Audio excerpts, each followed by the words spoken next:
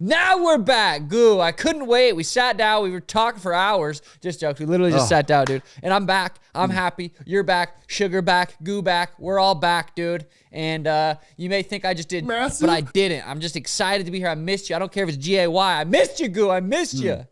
I missed you as well, dude. Woo. We're so full of energy. I'm depressed. I hate life. Jiri lost. Sean, it's a sad, sad day. But in his defense, you know what I mean? Carlos's knee buckled and he didn't want to hurt him. He's a samurai. What kind of samurai wants to win with an advantage like that?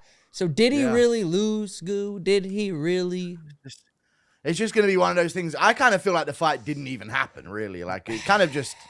You know, the main event didn't really happen. I could agree. I could actually agree. I agree with that in a sense, because it's like, how does that fight play out if Carlos' knee doesn't get... Dude, it would have been... God, that would have been a sick fight. It still was with the injury and then the knockout. It was still a sick moment, but that fight needs to happen and play out fully. You know what I'm saying? I mean, you know what I'm saying, because you basically said it before I said it. Now, listen, not to take anything away from Carlos Ulberg, the guy snapped his leg in half and got back up and slept Jiri Praska, but I just wish Jiri Praska wasn't so massive. His hand was down by his hip, and he just ate a left hook, man. He's an odd fellow. He likes causing his fans around the world lots of pain and suffering. I even took the Christmas tree down. Oh, shit, you did? It's honestly, I've lost hope. Loss? Yeah, because of Jiri's loss. I woke up this morning, I was looking out my window, I had my hands behind my back, and I was just breathing in the cold UK air. And I came into this room, I saw the Christmas tree, and I threw it, Sean. Did you just punt it? How old's Carlos? Let's get a gander at that. 35 years old, wins the UFC Light Heavyweight Championship. First title fight, and he gets the job done. Very impressive. Huge win. I bet Izzy was going crazy. I haven't seen Izzy's reaction, but I bet Izzy's reaction was massive. Fire. Something tells me he won't be going crazy. Did they have beef? I don't think I'm breaking any news here, but I think there's some is there weird beef between Israel Adesanya and Carlos Ulberg? I mean, if there is, that would be news to me. But to be honest, dude, I haven't been on social in over a goddamn year, so there's shit that I miss. And if there was something that happened, then I just know I saw Eugene there, and I know there was city kickboxing. Some people call it kitty sit boxing, but I usually say city kickboxing. But so I mean, maybe he wasn't going fire. Maybe he wasn't excited. I mean, I'm sure he always does a fight reaction video. So we'll. I mean, I guess we'll find out if he did or not. Or if he didn't do a fight reaction video, then that kind of is. There's almost a reaction there. That's the indication. I don't know. There was some rumors that him and Ulberg had some beef, and he didn't do any mentioning of Ulberg in the build-up to his big title fight. So I don't know. We're just chatting rumors and gossip here on the MMAGURU show. We love rumors and gossip here. Well, let's make some shit up here later on the pod and just pretend it's real. But who's next for Carlos Ulberg? You're looking at him, Paulo Costa. Is he not next? Putting on a beautiful performance over a 16-0 undefeated. Dangerous opponent. That dude was hurt and still dangerous. Is he next? Paulo Costa might have to be next, but listen, what's next for Carlos Ulberg? Probably 10 months out of the game, Sean. It's a goddamn good point. I forget about that. I forget that these fighters completely destroyed his ACL, and he's 35 years old, and now he's going to be out for a year, and it's just a perfect outcome from the main event. That is a goddamn shit show. Yeah, it really is. Being 35, it just changes things. It's like, God, he looked good, but I mean, it was hard to say if we didn't get to see the fight play out, so it's hard to. I mean, he landed a beautiful left hook, It was great. I'm still recovering over seeing Jiri go down like that, but it's absolutely amazing from Carlos Ulberg. I'm sure he's over the moon. Listen, you get your title fight, you think, oh my God, it's all gone wrong. My leg has destroyed itself. And then but he must feel like he's the chosen one right now, really, Sean. I know when you knocked out Aljo, you must have been feeling like you were the man, strutting about town. I mean, you're still sitting in a throne right now here on the pod. But for Ulberg must feel like he was chosen to win this with the way it went down. It was so impressive for him to stay composed. You've seen that knee buckling, and you've seen him just dealing with this adversity. He wasn't looking for a way out. He was hands up. Still staying sharp and just knew that Jiri blitzes in with his chin up. I mean, if you hit hard and you have someone that is gonna do that, it's like you have a puncher's chance there. Jiri did look like he stopped kicking the leg a little bit, but then he'd throw one, so it's hard to say. When you're a samurai like that and you want to kill, but then you see your opponent wounded like that from something maybe you didn't necessarily cause, maybe that samurai warrior kill mindset turned off, and he just got, I don't know, it's hard to say because he did blitz in. I mean, he would have, if he could have knocked Carlos out, he probably would have. But that fight, wow. Anyway, let's get back to Paulo. Yeah, Jiri. Yeah, we can get into Paulo. Paulo looked sensational, dude. Impressive. Paulo looked amazing. This was one of the few fights I got correct on the card, and he had a masterclass. Damn, you picked Paulo over Aljamain? Yeah, I said he was going to beat him in the third round by TKO with kicks. Holy shit. That's what I said. So this is one of the rare ones I got correct on the card. That's Paulo looks great. Paulo looks really good, you know. Mirzakhanov undefeated, top contender at light heavyweight. People are saying if he wins another one at light heavyweight, he's going to get a title shot. Probably would be next in line if he would have beaten Paulo Costa. So I guess Costa took his shit. And Costa looked sick. What did you think about the performance of Paulo Costa? Those body kicks, and it was a beautiful performance. He's usually kind of the guy going forward, but he was bouncing around on the outside, throwing his body kicks, dipping and moving. And I'm sure every time he got pushed up against the fence, Aljamain would release like a 2-3 piece combo. He's throwing twos to the body nicely. And I'm sure Paulo was like, okay, I don't want to get hit with one of those. Did a good job moving around the outside, setting up that head kick came from the 426 body kicks he landed before that. Beautiful performance, moving up. Is that his first fight at light heavyweight? Second one, because the first one, if you remember the Marvin Vettori fight,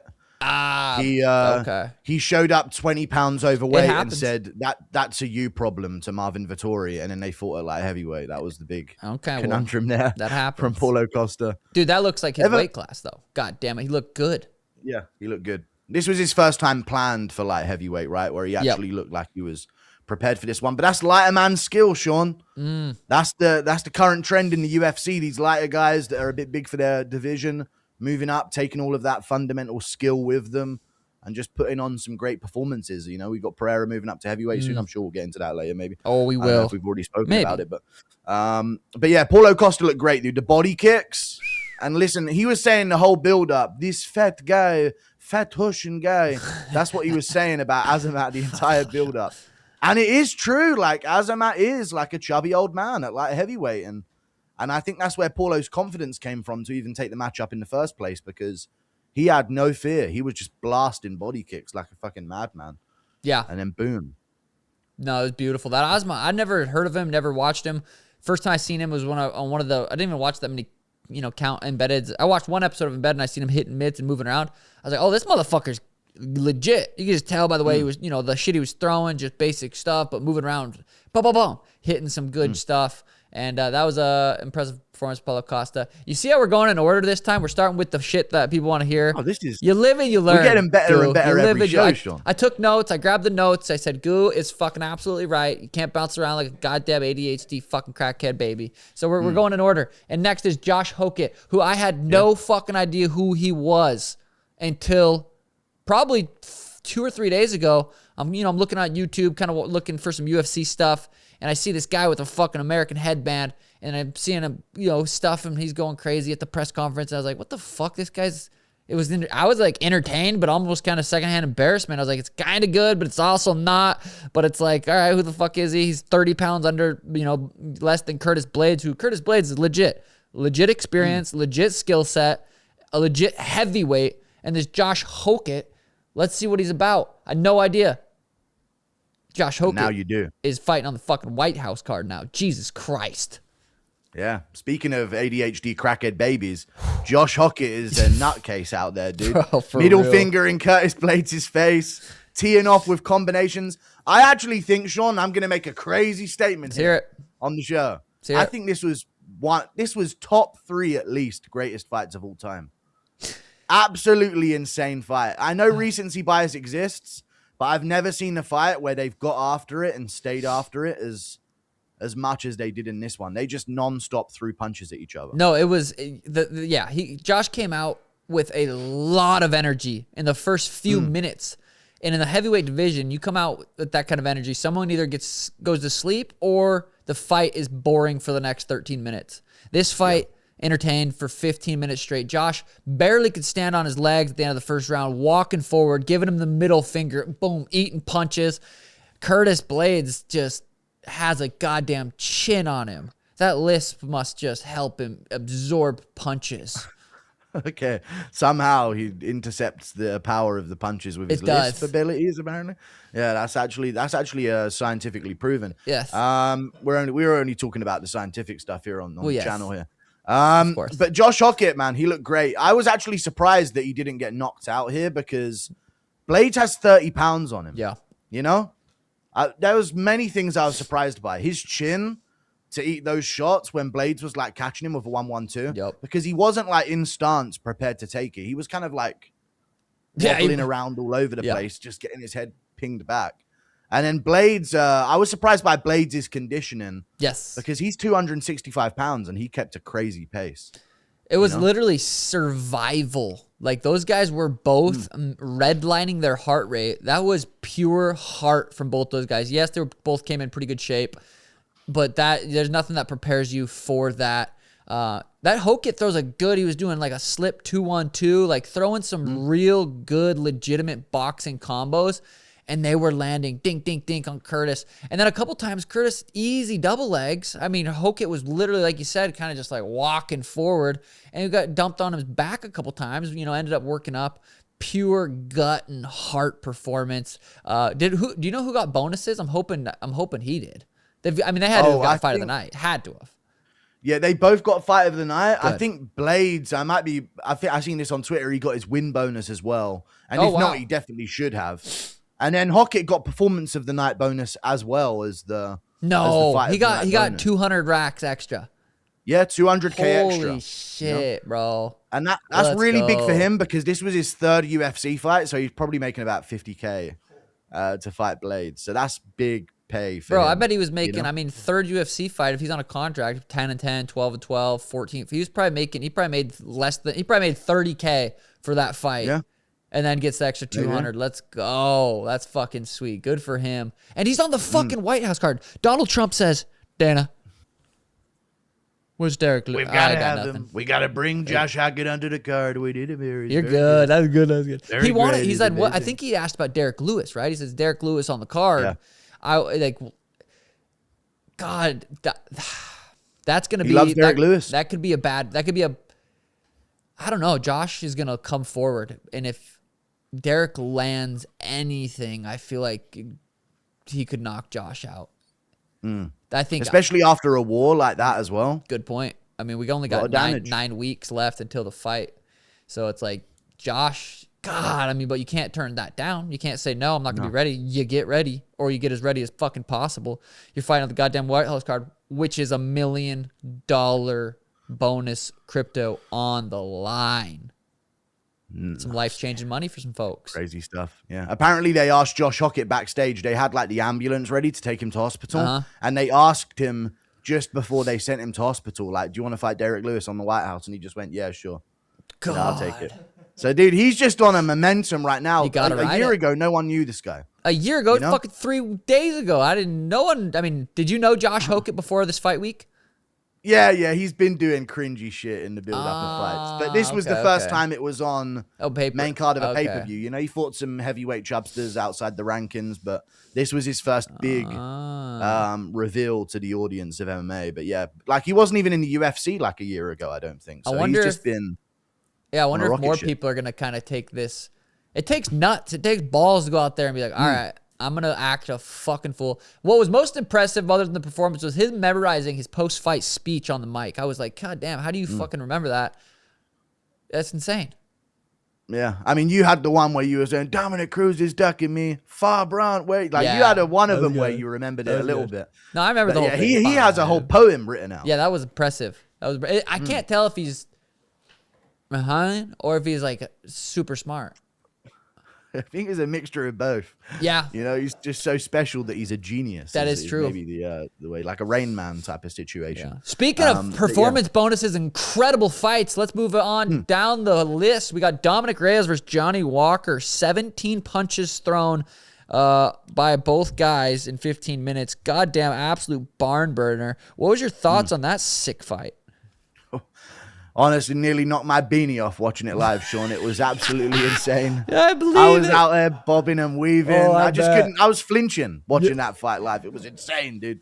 I don't know what was going to happen. You just don't with those big fellas. Those low kicks between the two of them. Yeah. Dominic Reyes won, though. You know, good for Dominic Reyes. Yeah. No, it's tricky when you get certain matchups, dude. It just gets like that. Both guys just fucking knock each other out. Both big motherfuckers, and it just, you know, sometimes fights play out like that, unfortunately, and there's just really not much else to talk about it. Dominic Reyes fought John Jones to a super close fight once, right? Wasn't that Dom Reyes? Yeah, arguably beat him. Yeah, that's right. That's again matchups. It's crazy how, you know, who knows how hard John trained, if John trained, but it's crazy just to see how people's careers play out. And yeah. Speaking of careers playing out, God damn it! I always interrupt you. You're next. Go ahead. Speaking of careers playing out, though, if we want to get on careers playing out, yeah, it is weird how that is because Dominic Cruz after fighting John Jones. Not Dominic You Cruz, said, Dominic whoa, Reyes. Gina, you got your shit mixed up, bro. Slipped up here, guys. Fucking MMA Schmitty. Jokes. Blachowicz put him away, and then Jiri broke 3 bones in his face in their fight that they had. So that really derailed Reyes. That's right. Yeah, that was a really bad ban. But what did you have so much energy to bring up? Well, I was gonna say, speaking of careers playing out, I thought that would segue perfect into Cub Swanson getting the fucking TKO KO over Nate Landwehr on his final fight, his final goodbye, and it goes out perfect. 42 years old, ends it, legendary career, wants to focus on coaching and stuff like that, etc. So beautiful win, beautiful performance. God, I bet it's hard to end it like that because he's coming off 2 finishes, right? He's coming off 2. I don't know if he finished the other guy, Billy, or did he? Or he just won? But he's coming off a couple big wins over, pretty good guys. It's like, God, I bet he's like, do you want to hang it up? It's also like you're 42, you got 3 kids. It's like, I don't know. Yeah, coming off back-to-back KOs. Yeah, 4-1 in his last 5 or something like that. Like he's Not been winning more often than not. But yeah, Cub looks great. Cub looks amazing. I'm actually a really big fan of Cub Swanson, so I was really happy to see him get a nasty win. Like anytime you tune into a Cub Swanson fight over any point of the last fucking 20 years that he's been pro or whatever it is, bangers. Yeah. Nothing but bangers. No, you're absolutely right. Crazy boxing, good jiu-jitsu, fucking throws down, is a gangster. Before we move on to the next fight in the prelims, producer Garrett says, "Where's Schmitty?" We gotta bring it up. We gotta bring it up. Bring it up. Let's address the elephant not in the room. Joe. That's actually a really good one. I appreciate that. No, he's at work. He's fucking grinding away, stacking that goddamn cheddar. So he couldn't make it, but he wanted me to tell you hi. Actually, he didn't say that. I don't know why I said that. I mean, he had to make this mention massive. This was a big deal. Maybe he's gonna fucking surprise us. Maybe he'll fucking pop in. But Aaron Pico, Patricio Pitbull, main event of the prelims. Aaron Pico he's 29 years old. He has potential to become featherweight world champion. He really hurt Pitbull multiple times. A finish I felt like would have been huge. The performance was beautiful. A+, looked great. You got to show his skill set against a very, very tough Pitbull. But goddamn, a finish would have just been huge, I feel like. What do you think about Aaron Pico? Aaron Pico looked good. I doubted him here. I thought Pico kind of hasn't, because he's always been expected to beat these big name opponents in his career, but he never has. They've always pushed him to this test, and then he's been KO'd. So I just figured, it's happened so many times, it's bound to happen again. He did get cracked with a jab, too, there for a second of the first round. I was like, oh, shit, here we go. Little worrying. Pitbull had him a couple times in the first round, but then once he realized that Pitbull couldn't hurt him, and once he got a bit more confident, he just started teeing off with combinations, and he looked big and strong out there, dude. Like a big, strong athlete at featherweight. And he was doing pretty good against Lerone Murphy before that fucking Hail Mary. Bro, he was doing great against Lerone Murphy. Like, that fight would have been sweet to watch play out. Aaron Pico, I'm excited to see who he fights next, and he's legit. Dude, I would not be surprised if he's world champion at some point next year. He's got the skill set. Hopefully he's got the chin, though. That's what people are worried about. He's been knocked out. He's not just been TKO'd. He's been knocked out brutally multiple times, even in Bellator. So it's like, God, hopefully Hopefully, who knows how that plays with your mind too. He was able to eat some shots against Pitbull, so maybe that gave him some confidence. But overall, that was a fun performance, and his boxing, the way it throws that left hook and that left body shot is just beautiful. The uppercuts. Overall, I was excited about that fight. Yeah, nasty combinations. I don't know how Pitbull didn't get KO'd with some of the straight right hands that he was landing on him. Boom. He was throwing like a 3-2. Yeah. Lead left hook, straight right hand down the pipe, and he was cracking Pitbull straight on the chin, and Pitbull was just eating it. Beautiful. You know? Kevin Holland kind of looked. God damn it! I did it again. It's okay, Sean. It's okay, dude. Just I'll raise my hand. Don't need a big I'll raise my hand when I'm ready. I'll raise my hand. You can fucking anything else with Pitbull or Pico? Yeah, Pitbull looked a little small out there, dude. I was surprised that he didn't look like a featherweight out there whatsoever. Like he looked like a bit of a Pitbull. Let's see. Chubby old man. I feel like he's about 5'6" or something at featherweight, which is 5'8". He's always. I don't think he's ever fought at bantamweight though, right? I think he used to fight at 55. But Pico did make him look small. Pico, like you said, Pico looked fucking big. Pico looked strong. Maybe, he is 5'6". I just checked Tapology. Oh yeah, it does say 5'6". It says 5'6" right there, 5'8" on that one. ESPN says 5'8", but 5'6". They're just playing pranks on you, Sean. It's hilarious. I mean, Garrett brought it. They're pranking Garrett. No, 5'6". Yeah, he definitely 5'6" seems a little bit more.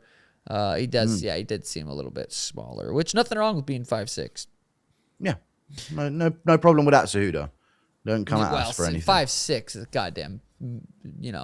That's tall for Henry. Anyway, can we move on to Kevin Holland and Randy Brown? Yeah, we can move on to Kevin Holland and Randy Brown. I give you permission. I appreciate that. Dude, Kevin Holland's just, when he's talking, he's asking where you from, you want to play basketball, and I love that. It's so entertaining, and it's so hilarious that you could hear it. I was talking to the ref, I ain't gonna have no nuts after this fight. Like, bro, that's, for me, I'm trying to picture myself in a fight, talking.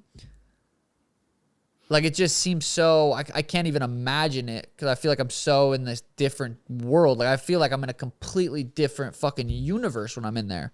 I'm in there and I'm just so locked in. Not that he's not locked in. He's in a flow state clearly, but he's just hanging out, fighting. It's wild to see. And he goes out there and gets the job done against Randy Brown, who's a legit opponent. That was a big win. Yeah, he looked good. He just destroyed his leg early, right? Yep. The bumps on that nasty shin calf kicks.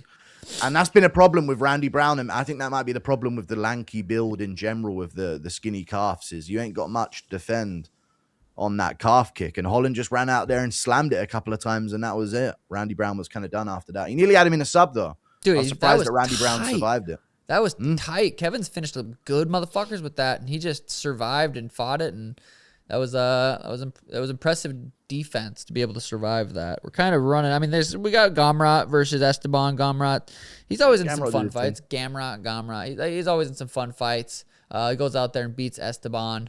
Was there anything else on the early prelims? I didn't even see. Oh, Charles Radke dropped the slur on Paramount Plus, and what did he say? Not like him for it. He said the F word. Oh, the fucking F word. But the other F word or fuck? He said it again. No, the fucking F word, which means I can say the fucking part, but the other one. Oh, okay. You know? We'll also have code words for it. We'll say Tim. Yeah. So Tim Welch. Yeah, he said Tim on camera. He said Tim. Yeah, he said the Tim Welch, the one that would describe Tim Welch. What did he say? How did he say it? He just called people in the crowd it. He's done it before. A bunch of Tim Welches. Damn. Yeah, and I actually started a movement called #SayItAgainRadke because he said it once years ago. So I started a big movement about it, and he actually turned it into shirts. No way. Merch saying "Say It Again, Radke." And he ripped it again. Yeah, he ripped it again, dude. So we're gonna see if he keeps going. Put him on the White House card. Let's see him say it again. Fuck it. Damn, Vincent Luque submitted Kelvin. Yeah, Kelvin got fucking tapped out. With what? Dash choke, the Dash Knight. Oh, did he drop him? Did Kelvin shoot? How'd they get in that? Yeah, he dropped him, and then Kelvin, while attempting to get back up, stuck his head into a Dash choke like a clown. That's a dude. I mean, the co-main event was supposed to be Joshua Van versus Tatsuro Taira. That would have been the whole card. That card was fucking excellent. That was a great card. Yeah. I got a little shit from saying in the pod last week. I'm like, this card's, it's decent. It's not really, nothing. But I bit my tongue, and fucking, it was a great goddamn card overall. And Yeah. Speaking of great cards, Guru, can I say that? We got some fun fights coming up. We're not going to chat again until after KHAMZAT, Sean Strickland. So let's just kind of go through these next upcoming fights because there's fun ones. There's some fun Should we just rattle through some of these main... Dude, there's some decent ones. Just rattle through some of these main events, and then we'll get to the Strickland-CHIMAEV conversation. I think so, too. So next weekend, welterweight, Gilbert Burns versus Mike Mallet in... is that in Canada? I think so. Yeah, it is in Canada. And Mike Mallett's their guy, right? That's like the Canadian fella. That's their leading soldier right there. Gilbert Burns, he's 39. He's been the man. He's... Actually, was he champ? No, he wasn't. No, but I remember when he beat Tyron Woodley, I was like, holy shit, this motherfucker is good. And then he lost to Kamaru Usman for the belt. But that dude's fought everyone. Remember, he fucking fought KHAMZAT in a war. He's on a 4-fight. Oh, wait, 1, 2, 3. He's on a 4-fight losing streak. Bilal, Jack, Sean, Michael Moraes. He's on a 4-fight. This is a big fight. He's pretty much fighting for his contract at this point. Yeah. To be fair, when we first saw him lose to Michael Morales, it was like, oh, Burns is done. He's just losing to anybody now. But since then, Morales is like, okay, Burns lost to Morales. Maybe he's not all the way done. Yeah. Mallett's pretty good, though, but I'm not sure. It's a very tricky fight to predict because Mallet, I think, is a good, reasonably solid fighter, but I don't think he's like a future champion in the making. You know, he's not stunning in his career so far. Lost to Neil Magny, who's tricky. Who are we waving to there, Sean? Little wave. Oh, that's my little dude. My boo is bringing me hola, my coffee. Ven pues. Hola, ¿cómo estás? Really nice. Show Mateo how cute Mateo is real quick. Just turn around. No, on the camera right there. Oh, actually, no, it's right here. Yeah, on this one. Right here. God damn it. Mateo's cute. Just trust. You know, I'll just have to take your word for it, I guess. Yeah, no, he's a cute little dude. But cool. I think, it would be sweet to see. I like Gilbert Burns. I've talked to him a few times in person. Like I like him. He seems like a good dude, and I would love to see him. Oh, adios. I'd love to see him get the job done over there in Canada. We got Kyler Phillips versus Charles Jourdain. Is Charles Jourdain a Canadian fella as well? Charles Jourdain is a Canadian fella. He is. Okay. God, that's gonna be, dude. Did he move up from 25 or down from 45? No, down from 45. Yeah, moved down from 45. Yeah. He's new to 135 though. Is he only 1-0 or 2-0 at 35? I think he's now 2-0. He beat Davy Grant. That's right. With a guillotine, and he beat Victor Henry with a guillotine. Okay. I think as well. I think he guillotined both of them, if I'm not mistaken. Sub. Damn, so this is a big fight for Kyler. Kyler trains with us. God, he's so fucking skilled. Even to this day, Kyler Phillips is one of the most skilled guys I've ever trained with. And he's so talented. And he's won some big fights. He's lost some close fights. I just know how good he is. So it's always, every time there's a fight coming up, I'm like, Kyler's going to win. I know how good he is.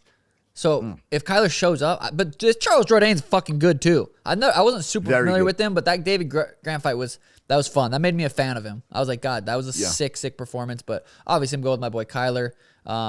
Been training with him for like 10 years, and he's a solid dude. He just had his baby. He's got his little dude, so he's fighting for something more now. Is there any more fun fights on that card? Well, I'm gonna go with Jourdain. Ooh, betrayal. Are you? And what you just think he's gonna show up and just finish decision? What do you think?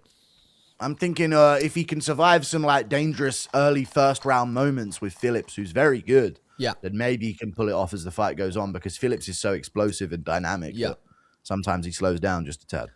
That's my take. No, that's a fair take. I mean, Kyler does come out super strong and seems to fade a little bit, but I mean, it's just we'll see. I'm excited for that fight, and that's next weekend, right? Yeah, it is. Yeah. That's this weekend, right? Or no, is there a gap? No, you're right. This weekend. Yes, this weekend. Wow, I like that. And then next weekend we got Aljamain Sterling, who I knocked out. Let's just get that out the way. Yeah, you did. You did knock him out. Jokes. He's just yeah, I'm kidding. I didn't. Well, I did, but it's over. There's Youssef Zalal, who Aljo's 36. I actually have been preaching. I want to see Aljo fight for the title. Aljo, he's considered one of the greatest bantamweights of all time. If he would have beat me, who knows what would have happened? Like where would have what if he would have moved up to 45? He would have stayed at 35. Who knows what would have happened? I shook the goddamn division up. Bah! You changed the world. I did not need another coffee. Cheers. Versus Youssef. I feel like Aljo's gonna go out there. And I think I'm gonna predict Aljo chokes him. I think Aljo chokes him. I don't even fucking know who Youssef is. Huh? Well, expert opinions here on the expert opinions here. Michael, on the what do show. you think? Michael's all been sitting in the corner the whole time. He's not here. No. You see what I'm saying right there with the right hand? Yep. With the right hand and the left hand. So we'll fight him mostly southpaw. Yep. Make sure you're looking right here. Do you see? Yeah, it's perfect. I got that. I was thinking the same thing. I'm glad we're both seeing it. Yep. I want lots of spins since it's the $1 million bonus. Yep. Spin. Spin a lot. Gotcha. Write that one down. Left, Put that one in right. there. And that's what I'm talking about. Yep. Ooh, I'm about to hit. It's so close. Good.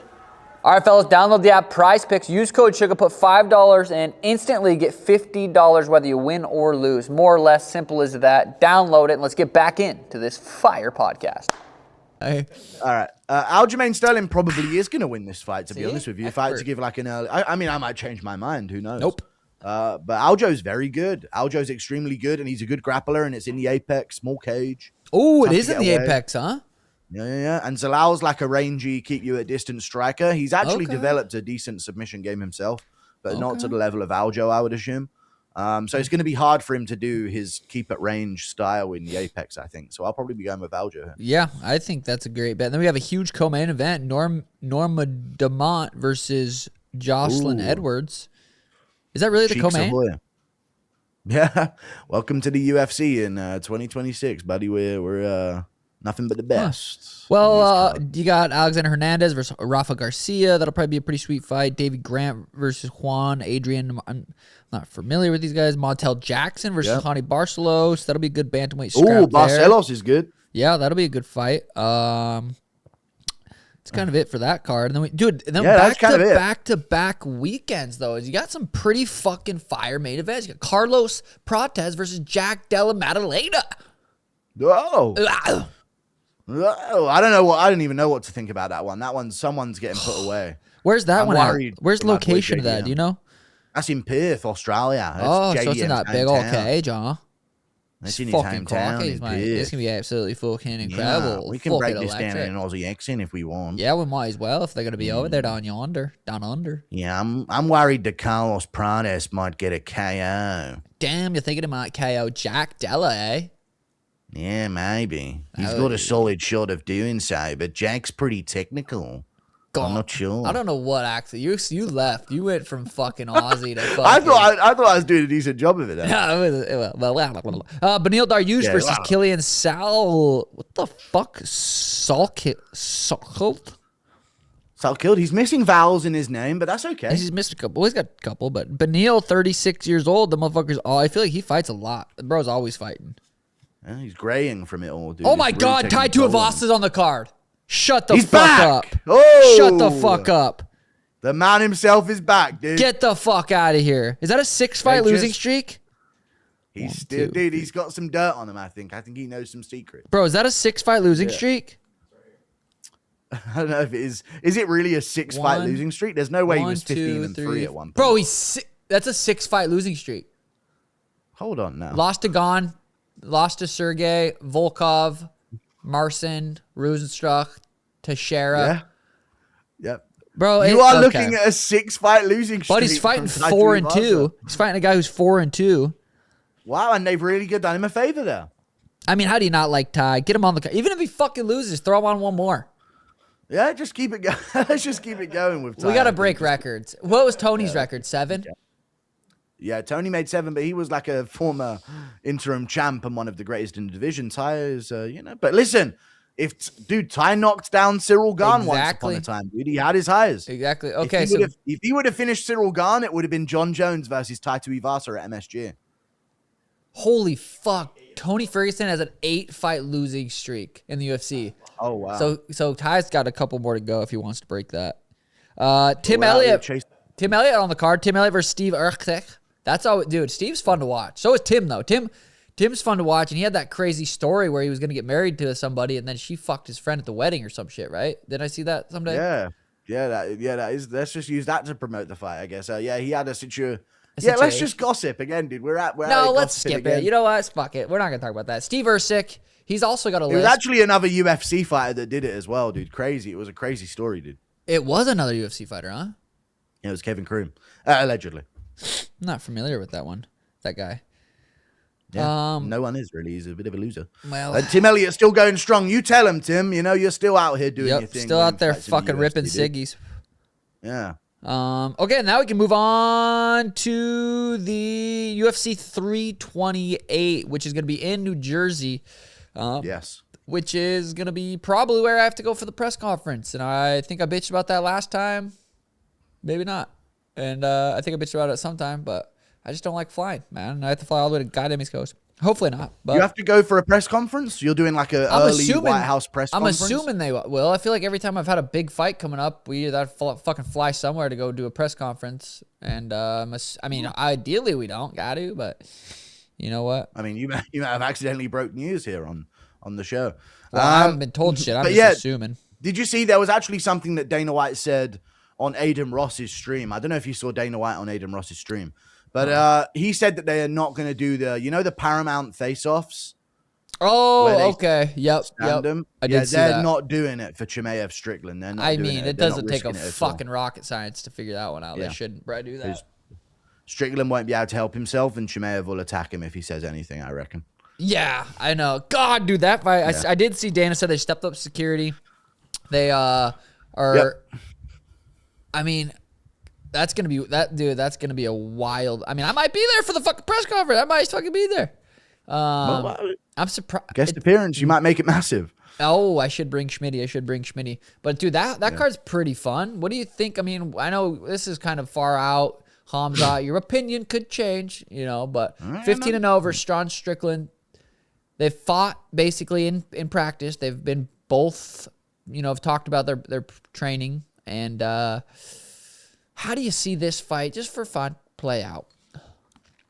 I feel like I have to go with CHIMAEV here, unfortunately.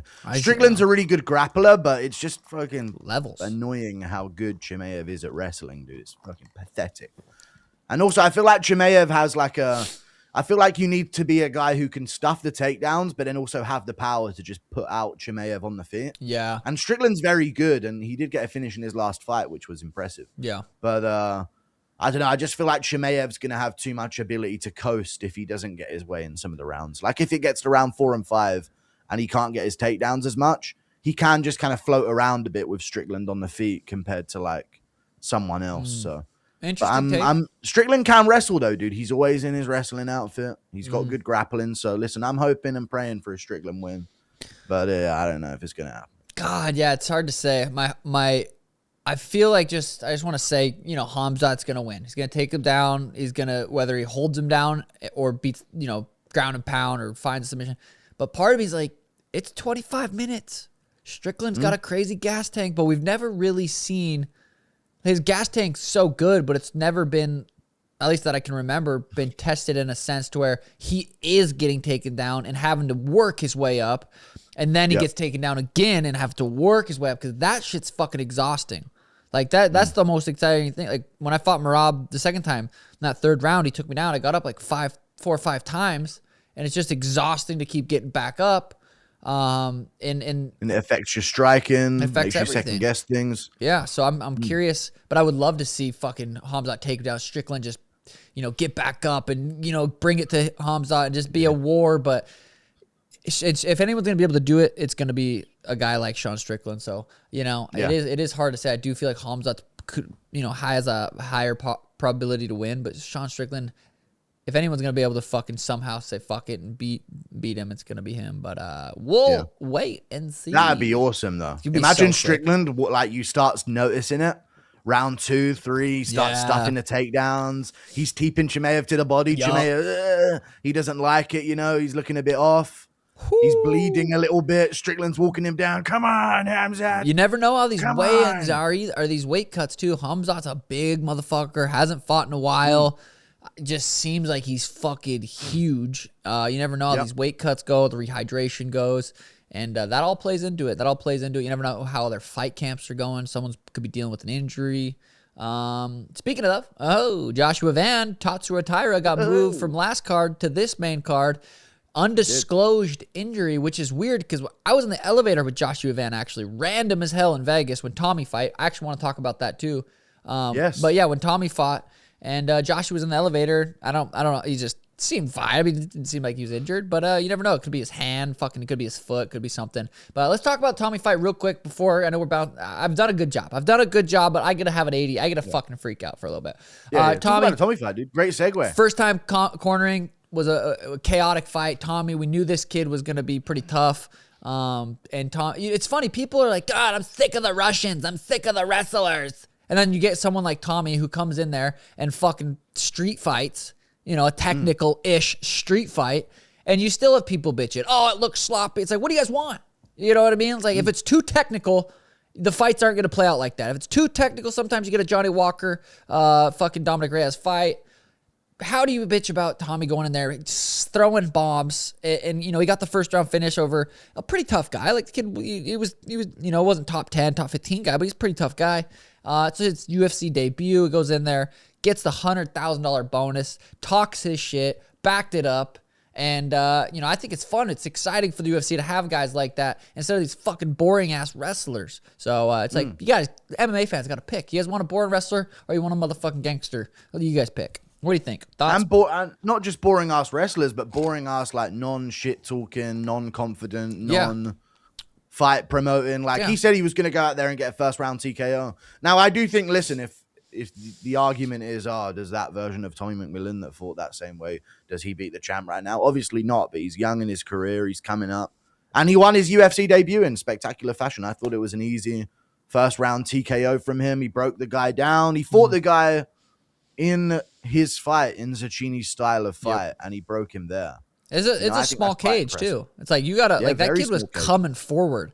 It's hard to be super technical, kickboxy kind of when someone's coming forward that much in such a small space. So it's like you got the fight that kid wanted, and Tommy broke him down. The thing is, that fight goes on longer, Tommy starts dominating more, in my opinion. I think if that fight goes in the second, third round, Tommy starts beating the fuck out of him. Tommy can redline and kind of keep that crazy redline pace. It was fun to be there. Contender series. Yeah, exactly. Crazy pace. And also, like you said, it's his first UFC fight. Like my debut, I ain't beaten anybody in the top 15. My second fight in the UFC, I ain't beaten any. Like you get better as you get older. And, he's going to continue to get better, and he's super motivated right now. Once you get into the UFC is when your career really starts. So he's fired up. He's ready to go. If you were to tell me that you were going to be a world champion after I watched your Terrion Ware fight, I would have said you were fucking crazy. Absolutely. I agree. Listen, you look good in that fight, but I wouldn't have thought, this guy's going to just snipe Aljo out cold and put him away by TKO, Like I didn't. Yeah, that was a sloppy fight to begin with, but then you develop, and then you get your nutritionist down, and your fight week build is all good, and then you come into your own, your confidence booms, and all of a sudden your hair gets colorful. Yeah, exactly. You start getting weird tattoos. Yeah, face dumb. You have a couple kids along the way.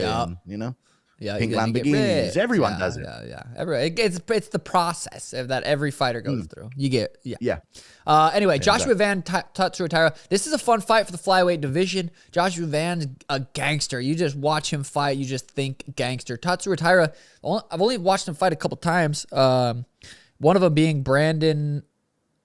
No, what's that? Royval? No, it wasn't Royval. Maybe it wasn't Brandon. Yeah. Brandon Moreno? Moreno. It was Moreno. He had him in a triangle for like the whole fucking first round, and then he gets out, or then, second round comes, and oh shit, he's 26. How old? These guys are both young as fuck, right? Yeah, he's a young phenom, this Tatsuro Taira kid. How old's Van? So Van's like 23, I think, 24. Holy shit, he's 24. This is some young bucks. But this fight, dude, that fight's going to be fucking awesome. Like it getting out of this card is gonna I'm excited for this flyweight fight. I'm not always excited for the flyweights, but this is gonna be a fucking sick fight, dude. Nothing against Pantoja. I still watch Pantoja fights, but this one I don't know. I'm genuinely excited about it. I think it's gonna be. I would also be excited to see Pantoja fight the winner of this as well. So, but the flyweight divisions, it's got a little kick to it, man. Dude, flyweights always have fun fights as well. That's the big thing about flyweight is they always have sick fights. Yeah. I think Taira might get this one. Really? To be honest with you. Yeah, I think he's really big for the division and rangy and powerful and really good grappling game as how well. Tall There is is he, a say again. Tatsuro. I asked Garrett how tall he was. 5'6". Well, who knows? 5'6" versus 5'4". It's hard to say with these fucking things. Yeah, he's a little taller, I think, than 5'6", but he's rangy for the division as well. 70-inch reach at flyweight is decent for him. And he's like really athletic as well. Like he's built crazy. He's always good at getting the back of his opponents. And I just don't think we've seen Joshua Van face that level of grappler yet. Yeah. Other than against Pantoja where he injured his arm. They both have pretty good. They both have. We go back to just the whole card. They both have good records, like 16-2, 18-1. Like that's for being that young. It's like goddamn, we got a lot of fights. Ton of experience. Heavyweight fight: Alexander Volkov versus Waldo Cortez Acosta. This guy's been kind of popping off lately, making a name for himself in the heavyweight division. God, it seems like he's huge compared to that Hokit. Even Volkov, like that Hokit kind of seems like a smaller heavyweight. Yeah, it makes it even crazier what he did against Blaydes. Like he's only 6'1". And these guys 6'6". Oh yeah, Volkov 6'6", 260. Waldo 6'3", 260. Like those are some big fucking heavyweights. Golly, massive. Yeah, Sean massive Brady heavyweights. versus I think Volkov's like 6'7". Yeah, he's fucking. Welterweight, we got Sean Brady versus Joaquin Buckley. That'll be a big fight at the welterweight division. King Green versus Jeremy Stevens is opening up that main card. Dude, King's last fight was fucking sick. Very good. The fighting that really good Mexican. But damn, both these guys are 39. I'm gonna have to go with King Green here. Jeremy Stevens, wait, was he? Did he? Is this his first fight back in the UFC? No, he lost to Mason Jones, my Welsh brethren, who probably doesn't like me. But yeah, he lost to Mason Jones in his return to the UFC. But he had a decent scrap with him. But he fought bare knuckle after Mason. He fought Mike Perry. Oh wow, so he's just doing whatever the fuck he wants, dude. Wait, is that? I mean, that's what it says here on Tapology or whatever. It says he fought Mason Jones and then he fought Mike Perry. Damn, so he went BKFC, UFC, BKFC. And now he's back. Scroll down actually real quick, G. So he went UFC, boxing. Oh yeah, BKFC. Damn, so he's just kind of bouncing around. It's pretty fire. But he's got a PFL. Yeah, he's on everything. Yeah, that's kind of cool. I think it'd be cool if people could do that more, but not very realistic. Oh my God, if you haven't seen it, by the way, any MMA fans out there, watch him versus Clay Collard on PFL. That's such a sick fight. I have not Stevens seen is that so fight. fun to watch. Is that a more recent one? I guess PFL is somewhat recent. That was a while ago back. I guess it was in like, 2020 fucking, I don't know. Poop, you know? Yeah. Poop, but dude, that's you can't say UFC's dead or UFC sucked right now because we have back. We have a bunch of great cards coming up, and I feel like it's always going to be a thing where people are like, oh, UFC's boring, UFC's fun, but I think it's fire right now. There's some good fights coming up, and it's nice to have something to look forward to each weekend. What do you think about that? UFC's dead. Yeah. That's what I think. No, I know what you mean though. There's a lot of cards. And they're keeping you busy. And I mean, there's never going to be a week where they leave you hanging too much anymore. But I think maybe one too many cards. Really? You know? Just you'd rather have like more stacked cards than, I mean. Yeah. Yeah, I can see that. More stacked cards than random fucking fights. Because, we're still seeing, Tuivasa on the cards, 6-5 junior tougher. I just feel like we're seeing a lot more people on the cards now where it's like, oh, we've got cards. We have to put people on the cards. Whereas before it used to be a bit more of you had to be kind of good to get into the UFC. Yeah. Sometimes we're seeing these guys with records where it's like, they're just kind of filling up the numbers because we've got fucking 50 million Apex cards a year. Yeah. So I think they could get rid of about 4 cards a year. I'm not asking for much, and then just disperse Yeah. disperse some of the names. The thing I is, actually really like Contender Series. What's the thing, Sean? Yeah, What's the thing? I was gonna say the thing is there's so many high level motherfuckers in these gyms that no one even knows about that should be in the UFC. And then you see some guys and like, what the fuck is that guy doing in the UFC? And then there's the killers in the gym that are like, how are you on the UFC? But it's also like you need some of those guys that are kind of like, what the fuck is he doing? So you go get put on a highlight reel. You know what I'm saying? Yeah. So it's kind of like, I get it. But also, I mean, UFC has to put on a certain amount of fights, you know, getting paid $1.1 billion a year. Yeah. To be putting on, you know, fights constantly. So it is tricky. Garrett has the MMA or this Netflix card pulled up. But there's been a lot of talks, Netflix versus the White House card. I mean, I get it. It's like people want to be haters and they're like, no, the Netflix. It's just like, it's fucking Ilya and fucking Gaethje headlining, and you got Pereira fighting Gon. You got Suga Sean, the biggest American superstar in all of the land, fighting versus the great superstar phenom Amian Zahabi. Thank you. I couldn't have said it better myself. He's a superstar. He really is. He's signed with OVO. Yeah, that's true. Actually, yeah. You can't. You go find someone else signed by OVO. You can't. I actually heard a report. Actually, I'm having a report right now that he stepped outside in Toronto and got swarmed by the masses because they were just all desperate for a picture with him. Yes, that is true. I saw that on TMZ. Because they thought he was Ariel, actually. This is the thing.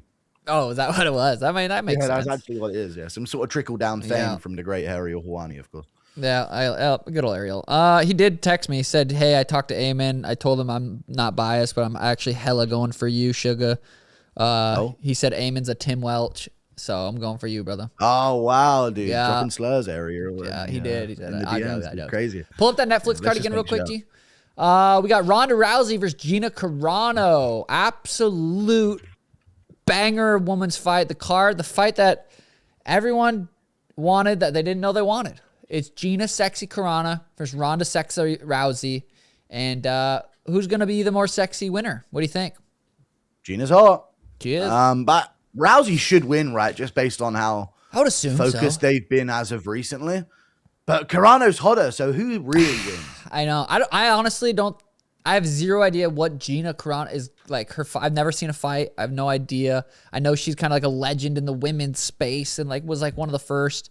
But Ronda, I know for a fact, I've seen it. She can't box against good strikers, but she can strike against people that can't strike. And she can armbar pretty much anybody. So I'm leaning towards Ronda Rousey.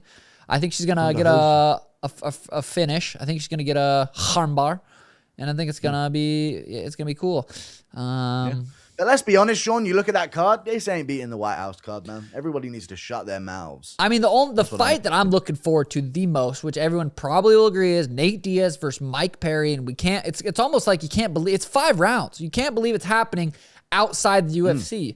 You know Nate Diaz, you know Mike Perry. Nate Diaz has done his own thing. He's went out there, boxed. He boxed Jorge. But for the most part, Nate Diaz is associated with UFC. Mike Perry now is, BKFC legend, also associated with UFC. You just can't believe it's happening outside of the UFC. But God damn it, I'm excited for that fucking fight. I'm very excited for it as well. And Garnu's on the card. I mean, they have very much tried. Yes. You have to give him credit. Absolutely. Makayev versus Moraes. Fucking love that fight. That should be on the main That's card. a sick fight. Yeah, I think it might be. I mean, is this just maybe they're just doing a 3-fight main card? I don't know. Oh, no. Oh, okay, there was. Makayev versus Adrian Moraes. Dude, it's going to be huge. It's going to be massive. It's on Netflix. Yeah. It's going to be fucking a spectacle. I'm going to watch. Millions of people are going to tune in. And yeah, you got Francis Ngannou versus Philippe Lins. I'm not familiar with Philippe Lins. It sucks because who the fuck are you going to get to fight Francis that everyone also is kind of interested in? There's no one. I can't even think of anyone. Cain Velasquez is like the only person you could think of that like kind of make fucking sense. But other than that, it's like, who did he fight in PFL? I have no fucking idea. Philippe Lins, not sure who he is. That sucks for Francis. He's so terrifying and fucking huge and scary. It's like that it's hard for people to get excited about a fight unless it's like the boxing kind of makes sense because there's boxers that could, big names that are competitive. Philippe Lins. They're talking about him versus Deontay Wilder. Wilder beat Chisora, and they were talking about doing Wilder versus... did you see the boxing? I saw Tyson won and then called out Anthony Joshua. AJ. and I didn't really see anything else from there. How did Tyson win? Was it a decision? Was it a KO? Yeah, he won it. He won a decision. He picked this guy apart. Arslanbek Makhmudov. God, I wish I cared more, and I wish I would have watched it. I wish I would have wanted to watch it. I just didn't. We didn't miss anything. It's just a shitty boxing match. Nothing really happened. Tyson was on another level to him, made him look silly, boxed him up. When Tyson's on and he's fucking flowing and he's boxing and moving that big, Jiggle God, it's like let him wear a shirt. You know what I'm saying? Yeah, it's like, yeah. Come on, dude. Yeah, let him wear a shirt. Let him wear a fucking tee. Tim Welch. Yeah, a bunch of fucking Tim Welchers out there. Guys, I'm going to make this quick before we hop back into this video. Go check out Doing Well. Click the link in bio. We got sampler packs. You need 5 coconut lime, 5 raspberry. It's on there. You want 10 raspberry, 10 coconut lime? It's on there. Or you got the $45 subscription. That's $1.50 per stick. You get a quality stick for $1.50 if you do the $45 per subscription. Back to the video. Honestly. What, G? Ilya came out in an interview recently saying that it was supposed to be Islam. I don't know if this was confirmed before, but it was supposed to be Islam before Gaethje, and like basically confirmed that on this interview recently. Oh, I remember hearing like rumors about that where they're like, "Oh, it's supposed to be," and then Gaethje heard last minute that it was him. So I mean, Ilya Islam, God, dude, that at the White House, it would have been. I mean, it would. I don't know. Him versus Gaethje still fucking sick. It's still legendary. Ilya versus Islam would have been the absolute best fucking main event to have on that card, but we're getting imagine that with still. Pereira gone. Oh, dude. Or imagine if Tom would have actually beaten Gane and it would be undisputed. Tom versus Pereira as the I mean, come on. Dude, we always want the more. stars have not been aligning in the UFC recently, dude. We're not getting what we fucking want. We got Suga Sean versus Amos Zahabi. You can't tell me that is not what the fans wanted. The fans begged for it. We booked it. It did say that he got injured hours before. Islam got injured hours before the fight. That's what it says right here. Confirmed and shit. Apparently he broke his hand. But then he said that he didn't. He said that Ilya Tapiria asked for too much money to avoid the fight with him. That's the thing. And then he also mentioned and said, this isn't Ali Abdulaziz, by the way, this time. This time, not Ali. That's the thing. You never know what the fucking truth is. There's always going to be two sides to every story, and then there's a truth somewhere in the middle. Unless it's me. Just nonstop truth from me, brother. Yeah, nothing but the truth. But then Dana White called him a fucking liar on Aiden Ross's stream. So that was called who a liar? Islam? Yeah, Islam Makhachev. Yeah, he just said, no, that's not true.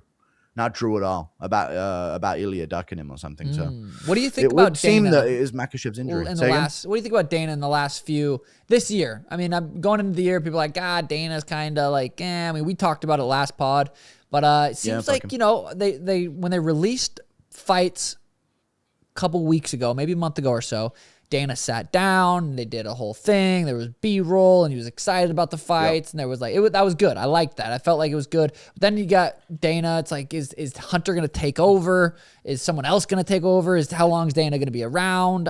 I don't know. It feels weird if Dana's gone, but maybe does he slowly transition out of his role? I don't know, man. Yeah, he's kind of stepping away. I feel him stepping away, but also there's pressure on him to get things done with the White House card. That's like a bucket list thing for him, I'm sure, to pull off and make sure goes well. Yeah. Outside. Like, he loves a bit of Trumpy. Huh? Fights outside. Oh, shit. What if it rains? Dude, and he said, rain or snow, they will fight. Ooh. I'm down, I guess. Damian Zahabi's used to the snow, though. I don't know. From Montana, G. I haven't been in the snow for 10 months, 10 years, though. But shit, if I got to scrape some ice off my windshield with a debit card, I will. You know what I mean? Yeah, but what if it's too sunny and you get a sunburn out there mid-fight? No, I don't. Anything could happen, dude. You got to tune in. That would be him. Wait, what ethnicity is he? I have no fucking clue. Let's look it up. Let's see what I'm fighting. He can be any. Let's see what ethnicity. Zahabi sounds like a Persian name, if I had to guess. Some kind of Persian, maybe Lebanese, some Middle East, Iraqi, maybe something along these lines. I would guess. What did you just crash out about them? What are you fucking throwing across the room? I thought I had an athletic nicotine to put in my lip, but I was out. Okay, Ayman Zahabi is Lebanese Canadian, born and raised in Quebec, Canada. He comes from a Lebanese family and has often highlighted his Arabic culture, upbringing, and close ties to his heritage, including his relationship with his brother, prominent MMA coach Faraz Zahabi. He's a Canadian citizen and fights out of Laval, Quebec. He is going to get knocked the fuck out by Suga Sean at the White House. Whoa, that's on AI overview Google? That's crazy. Crazy, dude. Bit of bias. Is that a mugshot on his Wikipedia? Has he been arrested? No, that's when Ariel knocked out this old woman in New York City, dude. They just got it mixed up from Ariel. Ariel was actually caught once dipping his balls into like some matzo ball soup in New York, and they can't be fucking doing that, champ. You can't. It took like 3 police to take him down, dude. It was I can see that. mess. I can see that. Yeah, they had to drag him out of this tunnel. Guru, what do you think about the AI UFC promos? Everyone was upset about that. What was your thoughts on that? Yeah, you say I slop. That's what I think about it. Garrett, is he named Garrett? Yeah. You said slop. It's AI slop is what it is. I hate AI slop, Sean. Which part of humanity, it? Dude. Like when Pajero was walking down, like that was AI, and like the White House was in the back, or what? They had these like Rolls Royces pulling up to the White House. Oh, I did see that. And then all of them got out of the car. Oh wait, no, I like didn't. Fucking cartoon characters. Oh, I didn't see that. They all were like, okay, no, I didn't see that. Yeah. And then Dana White said at the press conference, somebody asked him, what do you think about all the backlash about the AI? And he said, yeah, just shut the fuck up and watch the fights. That's what he said. That's fire. I like that response, to be honest. He's kind of ballsy, but I fucking hate the AI slop, dude. So you would rather it be real? Yeah, I think that's what makes it good. That's when, you know what it is? It's an excuse not to be actually creative. That's what I think is the problem with AI. So, because you know when McGregor and Aldo actually were in front of each other on the strip? Yeah. It was a king to a god. Whoa! That was hot. You hit that shit for real. Yeah, but that was what it was. And then, but now we're fire. losing that humanity out of things. You know, we're not going to get that anymore. Garrett's playing it for me right now. Okay, I see. Is this the video you talk about? Boom, boom. God, dude, it is crazy. I'm just watching Elian highlights right now, and it's Gaethje getting out of a helicopter. That's real. Jokes. Yeah, that's so real. God, dude, it's crazy to think Elias knocked out Volk, knocked out Charles, knocked out Max in a row. 3 living legends in a fucking row. And Damon Jackson. Yeah, nothing but goats. Cyril Gahn getting out of the car. Yeah, that was a little fake, a little cheesy. Yeah. Dude, it's so bad. I think it's so bad. I don't know. I don't like it. Yeah, it is. It is different. It's different. It's where we're moving, though. I mean, it's fucking where we're going. So get on the train. Get on the goddamn train. Get on the AI train. You can't spell train without AI. That's true. Yeah. You know what I'm saying? What a zinger there. Do you think they're going to use AI for your White House card as well? Do you think they'll ever pull anything off? Maybe an AI you and Trump. Damn. Shadowboxing. Damn, that'd be kind of hard. Yeah, you just never know. I mean, if I didn't have to go and do it, if they're like, hey, we need you to fly to DC and we're gonna shoot this 2-hour video, or do you want us to just use AI? I'd say just use AI. I don't want to fuck go. You know what I'm saying? It's like if I had a choice, it's like what are they gonna do? They want you to shadowbox in front of the fucking White House. I'm like, all right, just fucking here. I'll shadowbox in front of this green screen. You go fucking put it in front of the goddamn thing. Is Mar-a-Lago? I don't even know anything about the U.S. buildings. That's in Miami or something. Right? Mar-a-Lago, Florida, right? Google it. Is that different? Is that his house or like I don't know? Maybe that's just Trump's thing rather than anything. Mar-a-Lago. What is the fuck? Mar-a-Lago is a 126 room, 62,000 square foot ocean to lake estate in Palm Beach, owned by Donald Trump and operated as an executive private club where they Oh, never mind. I'm not gonna read that. Oh, wow. Joke. Don't read too far ahead.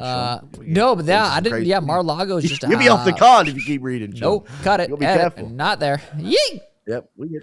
So yeah, it looks like it's a 126 room foot ocean lake estate. Click a Mar-a-Lago Google image. Let me get a fucking gander at this. Oh, Jesus Christ. It looks just like a fucking resort. It is a resort. Beautiful.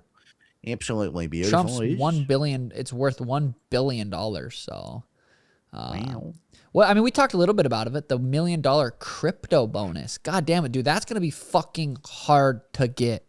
If Ilya knocks out Gaethje, that's probably going to go to him. If Gaethje knocks out Ilya, it's probably going to go to him. Alex Pereira comes, you know what I'm saying? It's like, there's so much talent on the fucking card that it's going to be so hard to get. I'm going to have to come up with some shit to get that, boy.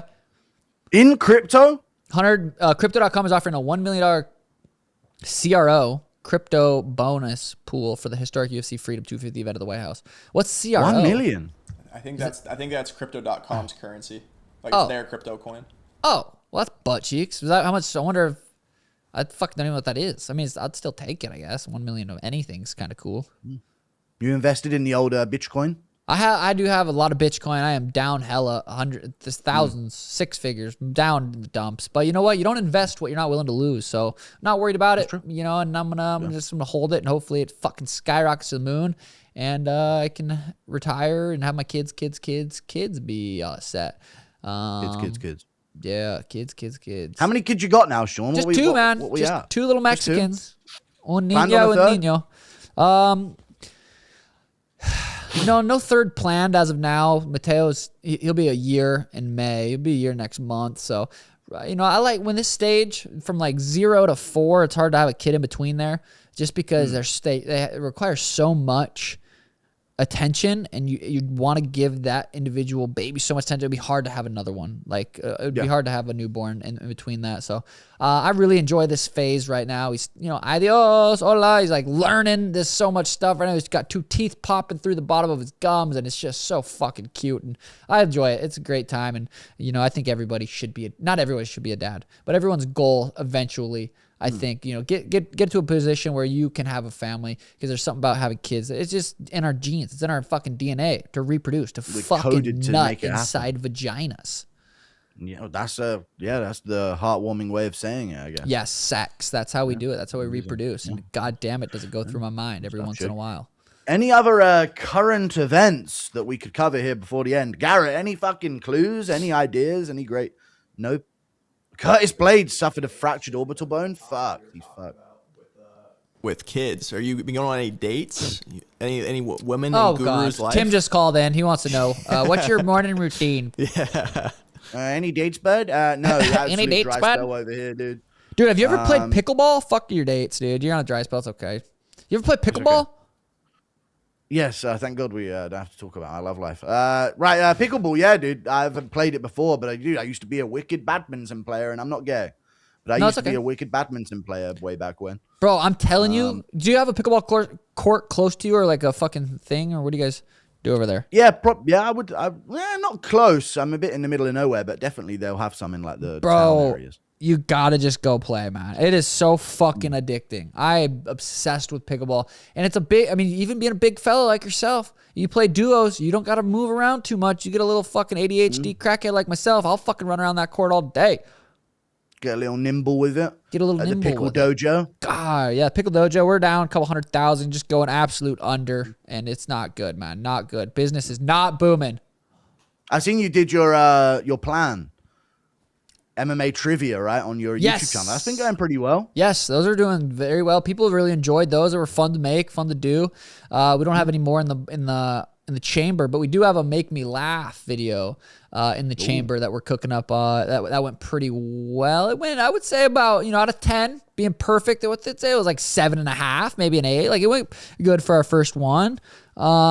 So we got that. Chuckles? Yeah. What's that? No spoilers. No spoilers. Chuckles, There was a couple chuckles.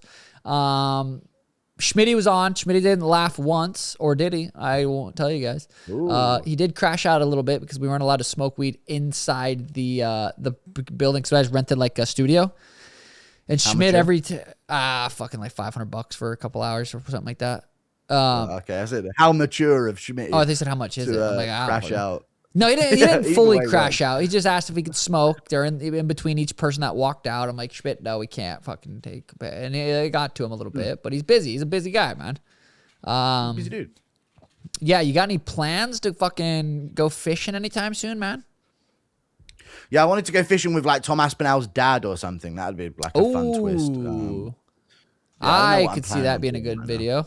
That could be a good one. Good old Andy. Fishing with Andy Aspinall could be a good twist. I'm trying to think of something that would like work as content as well. I've always wanted to see Paddy, so maybe I'll try. Damn, that would be good. You and connections Paddy are wearing eating? thin. You and Paddy eating is fucking big time. Perfect idea, dude. Perfect idea. If you Food could talk challenge him with into Paddy eating Pimblage. something. Huh? So if you could only talk him into eating something. If only. What about you cooking with Volk? Nah, I'm not going to Australia. Fuck that flight, dude. Never in my life. How far of a flight is it? 24 hours or something. I Holy think it's over a day. Fuck that. What about cooking fuck with that. Volk via Zoom? And you guys are both just in your aprons in the kitchen, and you just Just putting stuff in my air fryer. Tell me when to take it out, folks. All right? That's about my good. yeah. I'm not much of a cook, man. Speaking of cooking, what do you just basically throw shit in the air fryer, or do you eat out mostly, or what do you got going on cooking up in the old Guru Academy? Sometimes I eat out, ladies. Any ladies watching Whoa, right. We got lots of women listening to love this. you. But no, sometimes in the air fryer. Sometimes a sizzle in the pan.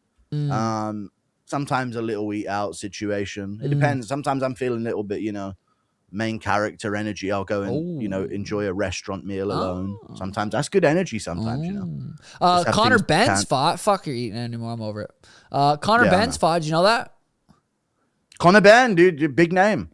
So I'm confused. Tim told, or no, was it UG? Or no, Tim. Tim showed me. He's like, oh, Connor Ben's fought. So that wasn't for his $15 million fight, right, or whatever. That was for something else. No, he's fighting Reggie Prograis. It was on a Netflix card, and this next one is going to be his big fight. I think. This boxing shit hella confusing, man. Yeah. So he fought Regis Zuffa. Prograis. He was like top level at one point, but he's kind of fallen off. Ugh, I'm burping. It's okay, he's dude. kind of became a bit older now. So Conor Ben fought like an older guy that used to be somewhat top level. And he just won a decision? Yeah. Well, that's kind of boring. Boxing shit, he's kind of fought like the Marlon Vera of the bantamweight division or something, you know what I mean? What's No, next in like for a good Cheeto? way. I mean, like a guy who fought the Okay, top guys but lost to him. You know what I mean? What's next for Cheeto? I mean, he's not on such a great streak either. I think he's on a 4. Marlon, look at Marlon Rivera. Let's see what's up next with him, dude. I'm not gonna lie, because that last card, obviously last night was in Miami. God, that was bringing back some good Miami vibes when I fought old fucking Cheeto there. We still have the record, for the gate and attendance in Miami. Out of all the massive fights, Alex, Izzy too, all the fights that have happened, Suga vs. Cheeto holds the record, and I'm proud of that, man. So.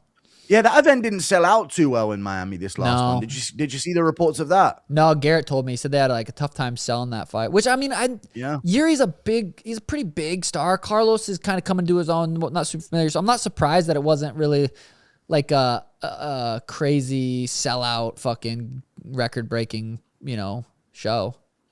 Yeah, Yuri had some support going into it, but he did. I don't think he could sell out the whole card on his own. It was just a tough ask. One title fight, vacant belt, no defending champ. I mean, that's a good point. But dude, Miami, there's a vibe there, dude.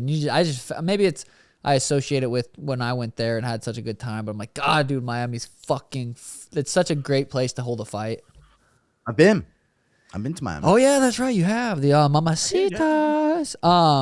What's next? I saw Jake Paul might be running for president. Would you vote for him over down yonder? If you could, just Jake Paul running for president. I was listening to I him heard on he's planning on Theo doing Von. blackface as well. I don't know if the two are combined. Maybe you'd have better chances in the polls. I don't know. You never know. I've seen him talking all sorts, Jake Paul. Yeah. I wouldn't vote for him. No, he's retarded. Okay. What about, I saw him on Theo. I got some You good friends with him, giggles. Sean? Is that reaction? I like Jake. I like Okay, Jake. yeah.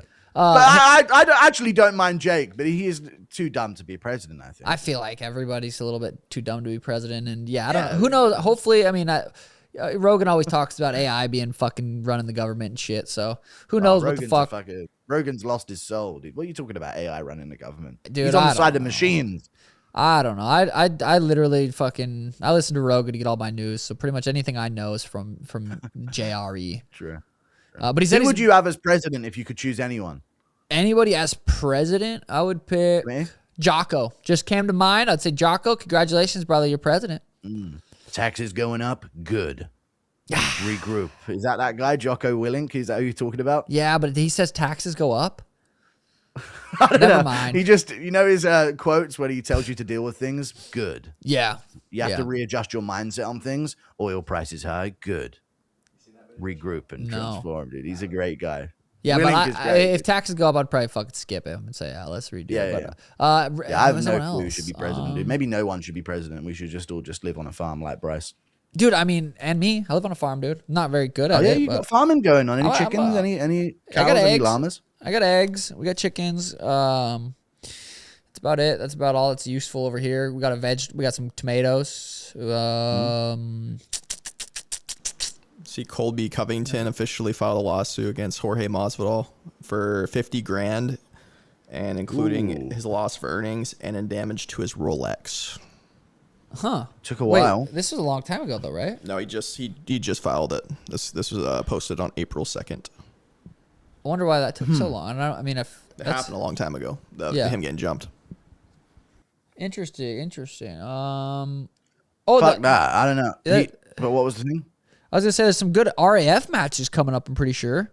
Yeah, speaking of Colby, that's true. Yeah, that's what kind of made me hella think about that. Yeah, Colby's been doing good there. He wants to face Arman. I think that's their sick. big plan to try and build Arman versus Colby. But the UFC hasn't signed off on it. The RAF people said that they have to run certain matches by the UFC. So Arman's wrestling Uriah Faber instead. Wow. Oh, wow. Is that what they're actually doing? Yeah, Uriah versus Arman, Kyle Snyder. That's on the Marab Henry card. Dude, that's Zahid Valencia. He's fucking fun to watch, bro. But yeah, those RAF matches are actually hella good time to go to. I really enjoyed that. What about you on RAF? Any opponents you'd like to take on? Anyone you could think of? No, I'm just fucking. I was kind of. I was fun to think about, but now I'm just fucking White House guy at hotmail.com. Yeah, you got a lot going on. You're a pretty big fucking deal. Pretty big fucking deal. I wonder who Ian Gary's gonna fight next. I don't know why I just thought of that. Garrett pulled something up. He's probably gonna fight Makhachev, I think. You think that's what's gonna happen, huh? Yeah, I think they'll do him versus Makhachev or Morales versus Makhachev, and then Usman versus whoever doesn't get it. Yeah, that's probably what they'll do. I'm waiting for these big matchups, but we got all these guys sitting on their fucking ass, dude. Sitting on their fucking thumbs, riding it. Yeah. But I guess so. Yeah, in a gay way they could do. There was clips of in a John Tim Welch Jones. kind of way. Yeah, my bad. Apologize. There was clips of John Jones saying that he retired officially, like just from social media, like from the Dirty Boxing event. Wow. And then at the same time, though, at the event, he was talking to Hunter Campbell, and supposedly they were like discussing possible matchups or whatever. It's kind of a back and forth little thing there, but. What do you have? There was also a clip of him tongue kissing Gable Stevenson in the crowd of the. Was that AI? You saw that. At the Dirty Boxing thing, Gable Stevenson yanks Jones's head back in the seat in front of him and just went to his mouth. Wait, really? Crowd. Or AI I don't know if you've seen that clip. Real, apparently. I've been getting people are spamming me. Anytime Jones does something gay, everyone spams me. All right, let's see. Garrett's pulling it up. Let's see. Are you pulling it up? I can't remember what account sent John me. Jones kissed Gable Stevenson. All right, let's see how real this looks. Is it real? It's the fucking video from 1932. It looks like. I can't see shit. Bro, what the fuck? Getting after it in the crowd, dude. Just can't keep their hands off each other. Yeah, dude. I mean, all right. Am I tripping or do they kiss? Let's.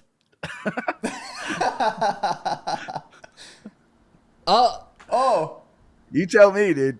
I mean, I don't know if I saw any fucking lip-to-lip action there, but it was an odd angle. Maybe that's just, That seems like we're watching a connotations fucking boxing match from the 80s that just got colored 70s. But other than that, one guy with the phone in the crowd.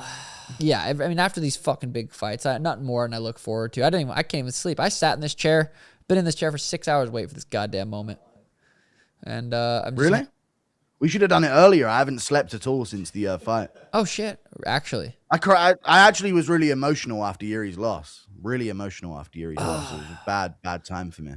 How do you regroup? I just literally was walking around the house going, "You fucking idiots!" I was saying shit like that to myself while I was walking around, just crashing out in my house. I believe it. I mean, he was right there. He literally was seconds away from holding that belt above his head. Low kick him a couple times. Bro's going to be fucking beating the fuck out of a tree somewhere and fucking somewhere. Yeah. And that'd be like if Marlon Vera just, let you back up the first time during that fluke. You know what I'm saying? Imagine. And then just told you to let himself get flatline KO'd by you. I mean, it would be great, but I mean, imagine what plays out after that. Yuri will be back, man. He'll be back. That was a bad knockout though, so he definitely probably shouldn't be back anytime too soon. But and he just had a kid as well. Yeah, oh, I know. He was like moments away from having a baby. It's like it might not even be here. At least he has that to look forward to. That'll help. I was telling Garrett, or I said it in my reaction video, I don't know how much got posted, but just like you lay your head down after a loss and you just can't quit thinking about what you could have done. In that case specifically, it's going to be, that one's going to be hard for him to deal with for months. Like, just like, are you fucking serious? Like, that happened. I'm worried about Jiri, though, because he's weirdly autistic. He could have like I'm worried that he'll do something bad if he doesn't. You know what I mean? I'm worried. I think I'm worried that he'll like blame the baby. Oh ruined my God! chi, you know. That's, Like, I don't know. I don't know dark, with Jiri but yeah, sometimes. you don't know. I don't know if a scream in the woods is gonna cure this one.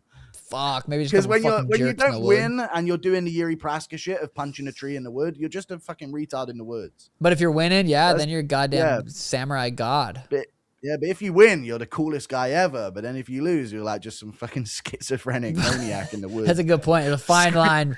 There's a fine line between those two. God damn it, you're right. I think we're losing it. We might lose him. It might be Jiri Ferguson. Oh no, don't. I mean, hey, you never. But know. maybe in a couple years' time, we'll see Jiri versus like Jake Paul or something. Dude, you never know. I don't want to even think about this, dude.